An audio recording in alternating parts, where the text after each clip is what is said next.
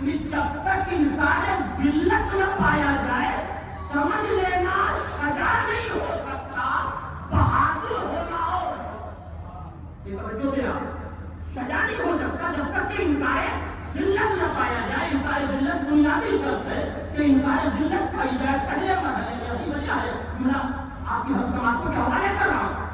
جو سجا ہوگا وہ کبھی جھوٹ نہیں بولے گا، کہ جھوٹ بولنا بزدلی کی علامت ہے، شجاعت کی علامت نہیں۔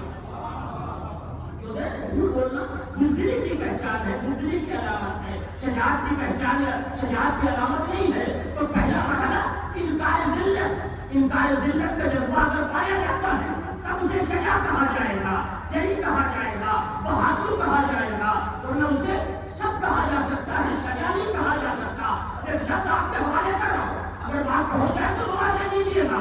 آپ انکار ذلت دیکھنا چاہتے ہیں تو آئیے کربلا میں عباس نے اسے دکھایا کہ جب نہر فرات پر خیمے نصب ہو گئے اور لشکر یزید آ گیا، اس نے کہا خیمے ہٹا دیے جائے، تو پہلا انکار ذلت دیکھنے کو ملا۔ ایک خط غازی نے بھیجا، نہ کوئی بہادر ہے تو پہلے خط پار کر کے دکھائے۔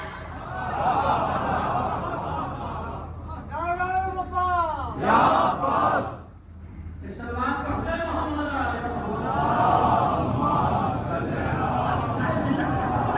پہلا مرحلہ غازی نے خط بھیج دیا، کہا تم خیمے ہٹانے کی بات کر رہے ہو، اگر تم میں کوئی ہے بڑا شجاع، کوئی ہے بڑا بہادر، کوئی ہے بڑا جری، تو پہلے وہ خط کھینچ جو کھینچا ہے میں نے اسے پار کر کے دکھائے۔ تاریخ کربلا گواہ ہے، عباس شہید تو ہو گئے مگر کوئی خط پار کر کے آ نہ پایا، تاکہ دنیا پہچان لے عباس کا انکار ذلت کل بھی زندہ تھا، آج بھی زندہ ہے، کل بھی زندہ ہے۔ انکار ذلت ہے، کوئی ہے تم میں بہادر شجاع تو پہلے خط کو پار کر کے دکھائے۔ پہلا مرحلہ مولا فرماتے ہیں کہ جب تک انکار ذلت کا جذبہ نہ پیدا ہو جائے تب تک اسے شجاع نہیں کہا جائے گا، بہادر چاہے کر لیا جائے۔ ایک لفظ مولا نے دے دی تو آپ کے حوالے کرتے، کبھی کبھی یہ بات کہی جاتی ہے کہ سچے کون سی یہ بات کی، کئی مقامات پر تاریخ میں ثابت ہے کہ غازی کو جلانا ہے، مثلا امام حسن کے جنازے میں تیر چلایا گیا، یقیناً غازی کو جلانا ہے۔ نہر فرات سے خیمے ہٹانے کا مسئلہ آیا تو یقیناً جلانا ہے، مگر اس کا بہترین جواب علامہ ذیشان نے جواب دی ہے، ہمارے بنی ہاشم نے لکھا ہے، میں ان کے حوالے سے یہ بات آپ کے حوالے کر رہا ہوں۔ انہوں نے کہا نہیں، فطرت کے تحت جلال کا آنا ضروری ہے، ورنہ لشکر یزید کے پہلے پر اگر عباس خیمے ہٹا لیتے تو کل کا غازی لکھتا بزدلی میں معاذ اللہ خیمے ہٹا لیے، خط کھینچ کے بتایا کہ خیمے اس لیے نہیں ہٹائے جا رہے ہیں بلکہ مولا کا حکم ہے تب ہٹایا جا رہا، تاکہ لشکر حسین کو کوئی بزدل معاذ اللہ نہ کہے، کوئی کمزور نہ کہے۔ احتجاج حق، آپ توجہ کرتا ہوں، احتجاج حق ہے، لہذا عباس نے کہہ دیا کہ کس کی مجال ہے جو نہر فرات سے خیمے ہٹا دی، اور اس کے بعد وہ لکھتے ہیں کہ عباس کو شجاعت علی کی طرف سے ملی تھی، جرأت ام المؤمنین کی طرف سے ملی تھی۔ شجاعت پر عصمت کا پہرا رہتا ہے، جرأت اس سے آزاد ہے، کسی جری کو بھی جلا نہ سکتا ہے۔ توجہ دیا، دوسرا جلدی سے بات کو مکمل کیے دے رہا ہوں، میں اسے اور لگی ہوئی ہے اور اصل میں ہدف اس مجلس کا مسائل ہے اس کی طرف آنا چاہتا ہوں۔ دوسرا مرحلہ، اگر یہ باتیں میرے بچوں تک پہنچ گئی آپ یقین کریں میرے آنے کا حق ادا ہو جائے گا۔ مولا علی فرماتے کوئی شجاع ہو نہیں سکتا جب تک کہ نفس کی قربانی کا جذبہ نہ پیدا ہو۔ ایک لفظ والی صاحب کے حوالے کرتی ہے، نفس کے اندر قربانی کا جذبہ نہ پیدا ہو جائے، لفظ تو آپ کو اس پہ غور کریے گا۔ جنگ صفین، مولا علی کے فوج کے کمانڈر مالک اشرف لڑتے لڑتے امیر شام کے خیمے تک آ گئے، تلوار چل گئی، تلابیں کٹ گئی، دوبارہ ہاتھ اٹھا تب یہ تلوار چلے گی، مالک اشتر کا خاتمہ ہو جائے گا۔ کہ علی نے ایسے نازک لہجے میں کہہ دیا مالک تلوار چلنے نہ پائے۔ کیا ہے نفس کی قربانی؟ آپ اس پر غور کریں میرے بچے، کیا ہے نفس کی قربانی؟ مولا نے کہا مالک تلوار چلنے نہ پائے۔ مجھے نہیں معلوم آپ ہوتے تو کیا ہوتا، اگر ایسے عباس ہوتے تو فوراً تلوار چلا دیتے، ظاہر ہے کہ جنگ کا خاتمہ کر دیتے، پھر اپنی تلوار لے کے مولا کے پاس آتے، مولا میں نے تلوار چلا دیا، اب جو سزا دینا چاہے آپ دے دیں۔ اگر مالک اشتر تلوار چلا دیتے تو مولا تعریف شاید کرتے کہ بڑا بہادر تھا، بڑا جری تھا، بڑا دلیر تھا، مگر تلوار رک گئی، نفس کی قربانی مالک اشتر نے دے دیا تو علی نے تعریف کا زاویہ بدل دیا۔ کیا کہا؟ ایک لفظ نے حق کے تعریف ادا کر دیا کہ مالک تم میرے لیے ویسے ہی ہو جیسے میں رسول اللہ کے لیے۔ جہاں بھی نہ حیات کا ایک لمحہ رسالت کی کسی منشا کے خلاف اٹھی، نہ حیات کی ایک سانس تمہارے یہاں میری اطاعت کے خلاف اٹھی۔ اور جو آج کی تاریخ کا یہاں تھا کہ جو میں آپ کے حوالے کر رہا ہوں اور میں باتیں بہت سی تھی، آپ یقین کریں تو دوسرا مرحلہ نفس کی قربانی۔ بہت توجہ، آئیے ایک چھوٹا سا منظر اور آپ کو دکھاؤں۔ یہ ظاہر کہ نفس کی قربانی ہے، ورنہ اس سزا خانے میں مجمع جس طریقے سے بھرا ہوا ہے، بیٹھنا دشوار ہے، ہر آدمی پسینے میں ڈوب رہا ہے، مگر اس کے باوجود بھی نفس کی قربانی دے رہا ہے کہ اب جو اگلے سال زندہ رہے گا اسی کو آج محرم نصیب۔ یہ مجمع اس طریقے سے ٹھاٹھے مارتا ہوا نفس کی قربانی دے رہا ہے، انہیں نہ دھوپ کا احساس ہے، نہ گرمی کا احساس ہے، نہ واقعی پریشانی کا احساس ہے، صرف یہ ہے کہ آج کی تاریخ کا حق ادا ہو جائے۔ اب آج دیکھیے جناب عباس نے نفس کی قربانی دی کیسے؟ جب قاضی نے خط کھینچ دیا کہ تم میں اگر کسی میں ہمت ہے، کوئی بڑا بہادر ہے، کوئی جری ہے تو میرے کھینچے ہوئے خط کو پار کر کے ادھر تو آئے، پھر میں دیکھوں کتنا بڑا دلاوا ہے۔ اور اس کے بعد ایک منظر دیکھنے کو ملا کہ حسین خیمے میں آئے، ایک فقرہ کہا میری بہن میرے شیر کو جلال آ گیا ہے۔ اب بھیا کیا کہنا چاہتے ہو؟ کہ اگر تم چاہو تو کربلا کی جنگ کا مرحلہ بدل سکتا ہے۔ وہ کیا؟ کہ عباس کو بلا کے یہ کہہ دو کہ دریا کے کنارے سے خیمے ہٹا لیے جائے۔ غازی کی نفس کی قربانی دیکھے، یہی کل مجلس ہے۔ ایک مفہوم بھی میرے نوجوانوں تک پہنچ گیا تو واقعی حق گریہ بھی ادا ہوگا، حق فضائل بھی ادا ہوگا۔ تم چاہو تو کربلا کی جنگ پر پانی کی جنگ کا مرحلہ نہ آنے پائے۔ ایک مرتبہ زینب نے فضہ کو بھیجا، جا کے کہہ دو میرے شیر سے کہ تمہیں علی کی بیٹی بلا رہی ہے۔ عباس نے اپنے خط کو دیکھا جو کھینچا تھا، واپس یہ نہیں کہلوایا فضہ سے کہ تھوڑی دیر کے بعد آ جاؤں گا، بات غیرت کی آ گئی ہے۔ یعنی غیرت جس پہ پامال ہو جائے اسے اطاعت کہا جاتا ہے۔ غیرت پامال کر دی جائے مگر اطاعت پہ حرف نہ آنے پائے۔ آپ یقین کریں اطاعت مولا کا مسئلہ جذبات سے نہیں طے ہوتا، اطاعت مولا سے طے ہوتا۔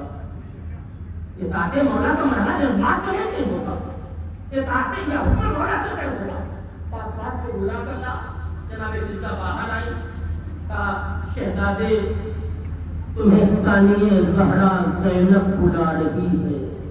عباس نے اپنے کھینچے ہوئے خط کو دیکھا، اپنی شجاعت پر اتنا اعتبار تھا کہ میں خیمے میں جا کے واپس آ جاؤں گا مگر کسی کی ہمت نہ پڑے گی کہ وہ خط پار کر کے ادھر آ جائے۔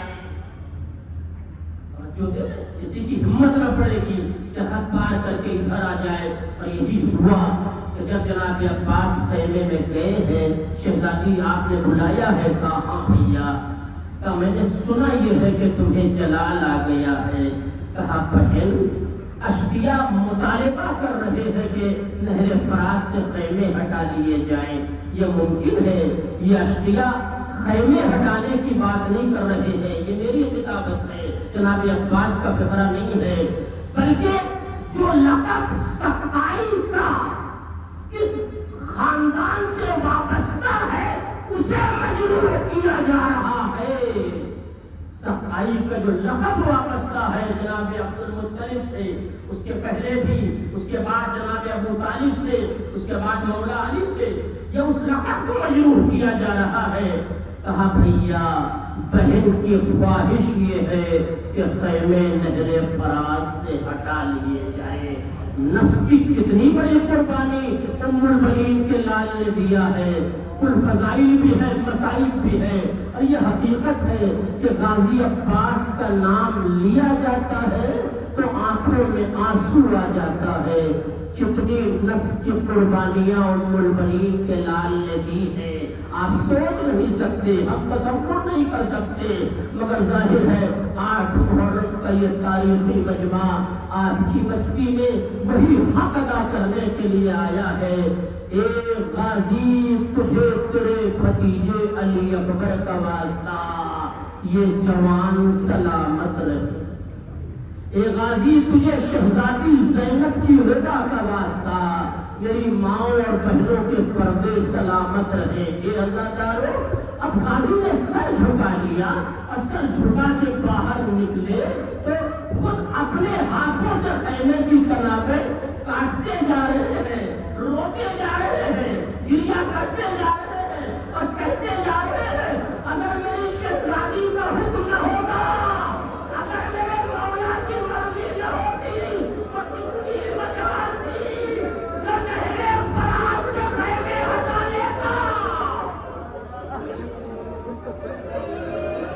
جزاک اللہ، خدا ان آوازوں پہ رحمت نازل فرما. بڑی طولانی منزل ہے یہ 8 محرم کی، مگر اس کا حق آپ کو بھی ادا کرنا ہے. میں تو پردیسی ہوں، مجھے بھی ادا کرنا ہے. غازی روتے جا رہے ہیں، نہر فراز سے خیمے ہٹاتے جا رہے ہیں. نفس کی قربانی دے دی تاکہ کوئی شجاعت کے دائرے سے باہر نہ نکالے. ام البنین کے لال کو شجاع کہا جائے، یہی وجہ ہے کہ اور تاریخوں میں چاہے اختلاف ہو جائے مگر 8 محرم پوری دنیا میں جس ذات سے منسوب ہے اسے غازی عباس کہا جاتا ہے. اے مولا، نہر فراز پہ جو علم لے کے گئے تھے اس کی شبیہ یہ چاہنے والے اٹھا رہے ہیں.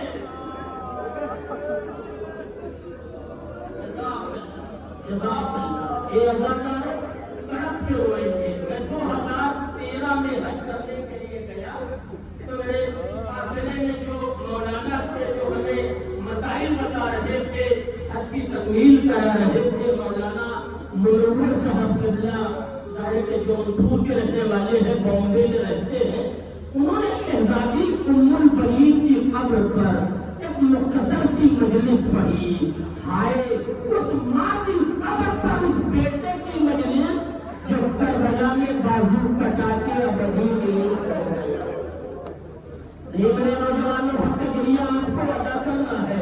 میں فضائل سے آپ کو جانا چاہتا ہوں، مسائل تو دور ہے. انہوں نے فترہ پڑھا، کہنے لگے کہ جب غازی عباس کی ولادت ہوئی تو جہاں خاندان کے اور لوگ تہنیت دینے کے لیے ام البنین کے گھر آئے، تاریخ کہتی ہے دن ڈوبا تو سر پہ ردا ڈال کر علی کی بیٹی زینب آ گئی. جزاک اللہ. سر پہ ردا ڈال کر علی کی بیٹی زینب آ گئی، گھر میں داخل ہوئی، ماں کو سلام کیا. اماں، ظاہر ہے کہ بچہ پیدا ہوا ہے. کہا ہاں شہزادی. کہا لاؤ میرے بھائی کو میرے حوالے کر دو. ام البنین نے بچے کو زینب کی گود میں دے دیا. یہ میرا نہیں فکرہ ہے، میں نے حج میں سنا. نہ جانے علی کی بیٹی نے کان میں جھک کے کیا کہہ دیا کہ غازی چیخ مار کے رونے لگا. ہر آدمی نے طرف کے پوچھا اے شہزادی کیا کہہ دیا؟ نام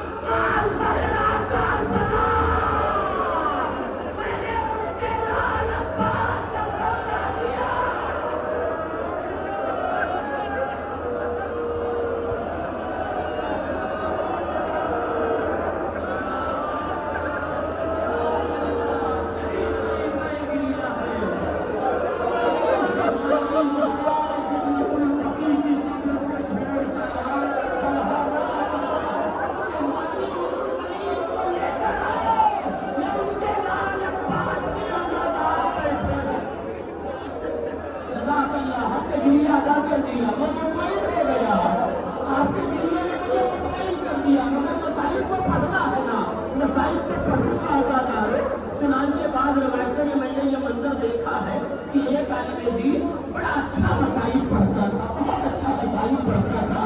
ایک دن کہیں مجلس پڑھنے کے لیے گئے، مجلس شروع ہونے میں تاخیر کی، پیدل گئے تھے، زحمتوں کو اٹھا کے گئے تھے. آج کا دور نہیں، ایک مرتبہ بستر پر لیٹ گئے، نیند آ گئی. جیسے ہی نیند آئی خواب میں دیکھا غریب زہرا تشریف لائے، حسین آئے ہیں. وہ کہتے ہیں کہ میں حسین کو پہچانتا نہیں تھا، میں نے حسین کی کوئی تصویر نہیں دیکھی تھی، میں نے مقتل کی نظروں سے دیکھا، تب میں نے حسین کو پہچانا.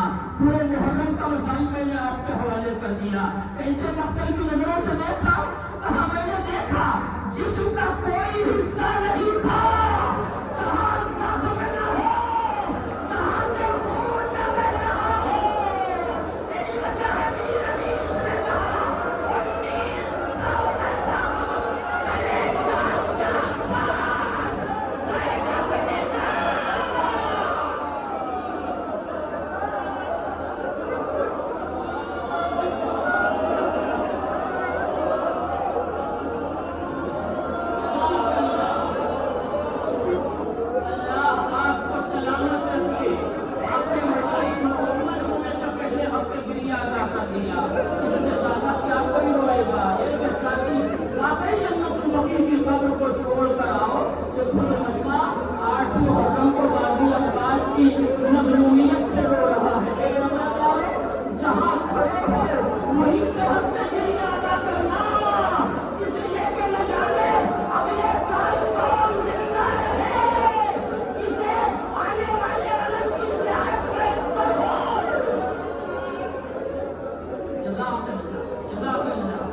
پڑھوں گا.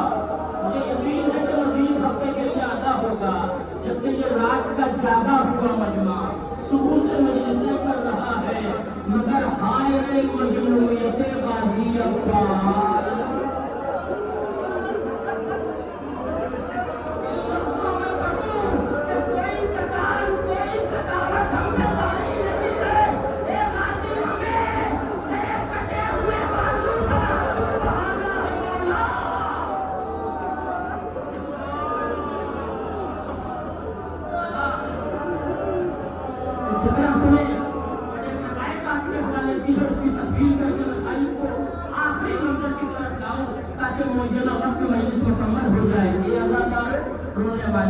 عالم دین نے خواب میں دیکھا کہ حسین غریب آئے ہیں، جسم پر ہر جگہ زخم ہے، ہر زخم سے خون بہ رہا ہے. عالم دین کے ذاکر پہ تڑپ گئے، تڑپ کے پوچھا مولا کیا ہم غریبوں کے پاس آپ کے ان زخموں کا کوئی مرہم نہیں ہے؟ مولا نے رو کے کہا ہاں ہے، جلدی بتاؤ تاکہ میرے ذاکر مسائل پڑھتے ہیں. مجمع میری مظلومیت پہ روتا ہے تو یہ زخم منتقل ہو جاتے ہیں.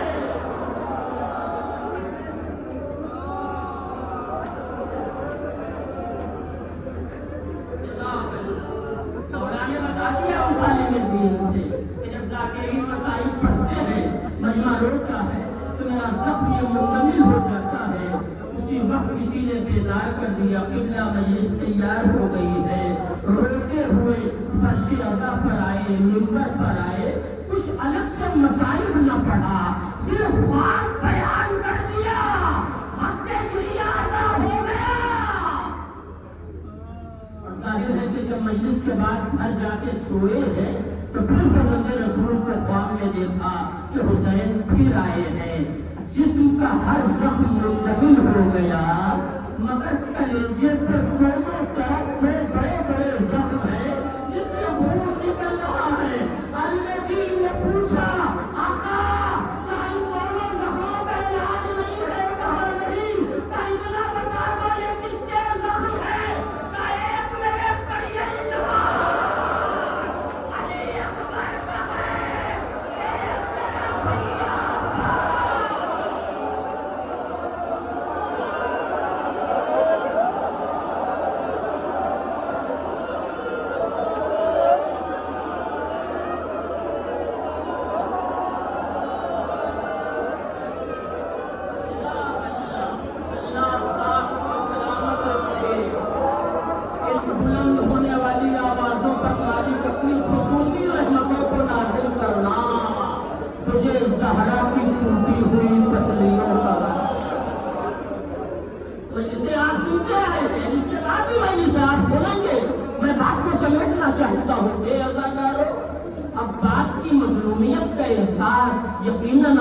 कर पाएगा। मैं अपनी तरफ से नहीं, आप यकीन करें, मौलाना अलमदार साहब किबला इलाहाबाद करारी के करीब के रहने वाले मेरे साथ सरैया में अशरा पढ़ रहे थे। अरे लाइव चल रहा है, पूरे हवाले से बात पहुंचा रहा हूँ ताकि तालीमी चोरी न कहलाए। उन्होंने 8 मुहर्रम को सरैया बिहार में एक मसाइब पढ़ा कि जब आकाए फ़ुरूई रहमतुल्लाह अलैह ज़ियारत जनाब अब्बास को कब्र अब्बास पर आते थे तो जो ज़ियारत मज़कूर है, जो लिखी है, उसमें 2 फिक्रे का इजाफा करते थे। ये आखिरी मंजिल की तरफ ला रहा हूँ। एक फिक्रा ये होता था, अस्सलाम अलैका या हिजाबत ज़ैनब, ऐ ज़ैनब के पर्दे, ये हमारा सलाम।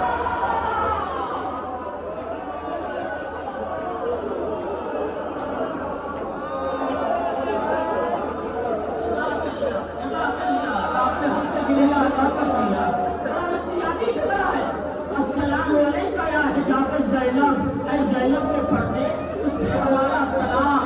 किसी ने पूछा किबला ये फिक्रा क्यों दोहरा रहे हैं? क्या तुमने देखा नहीं कि करबला में हुसैन की शहादत के बाद जब ज़ैनब की रज़ा छिनी तो ज़ैनब ने किसी और को न पुकारा, फरियाद न किया। ए भैया,